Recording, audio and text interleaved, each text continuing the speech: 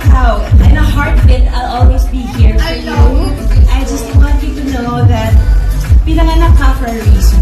Your purpose is to inspire and Nagmamadaling pumasok si Judean Santos pagdating niya sa ABS-CBN at ASAP Studio, kung saan isa siya sa pa-surprise guest sa ika-60th birthday ni megastar Sharon Cuneta.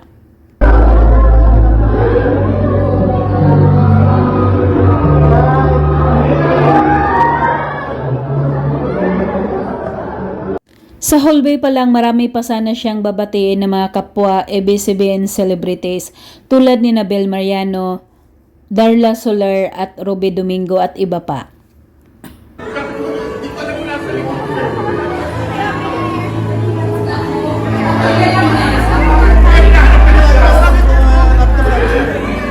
Napahalik si Direk Lauren Jogi sa mga kamay ni Judean Santos pagkakita nito dahil pambihirang pagkakataon lang na magkita-kita at magsama-sama sila sa loob ng ABS-CBN.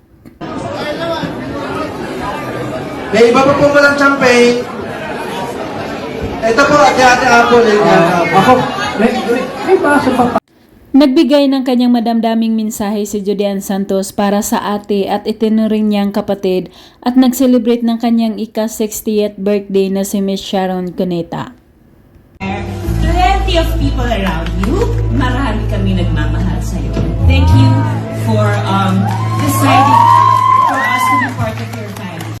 Naatasan din si Judean Santos na mag-introduce ng mga iilang pang mga malalapit na nagmamahal kay Sharon Cuneta na magbibigay ng kanilang mga birthday wishes para kay megastar. Kung gaano kami karaming nagmamahal sa'yo. Ito pa ang mga mensahe mula sa ilan pa sa mga taong mahal na mahal mo. Panood. Habang piniplay ng malaking big screen ang mga bumabati kay Sharon Cuneta, inisa-isa naman na nilapitan ni Judean sina Senator Kiko, Gary V, Chasha Padilla at Ogie Alcacid. As you age, you grow wiser, you're more deepa ang buwan mo. I'm for you as your sister and your number one fan. Happy birthday, my dear. Masayang pagkikita at pagkukwentuhan muli ng dalawang magkaibigan na sina Judean Santos at Asia Songbird Regine Velasquez at sumama na rin si Sasha Padilla. An experience that's built on quality and trust. Ito po everyone, last 30. Lahat po may baso ng champagne.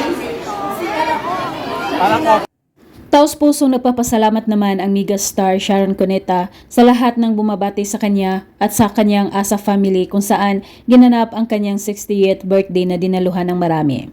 Say thank you to God for such an amazing life. Thank you, Lord Jesus. Everyone, let's greet her one more time. Happy birthday.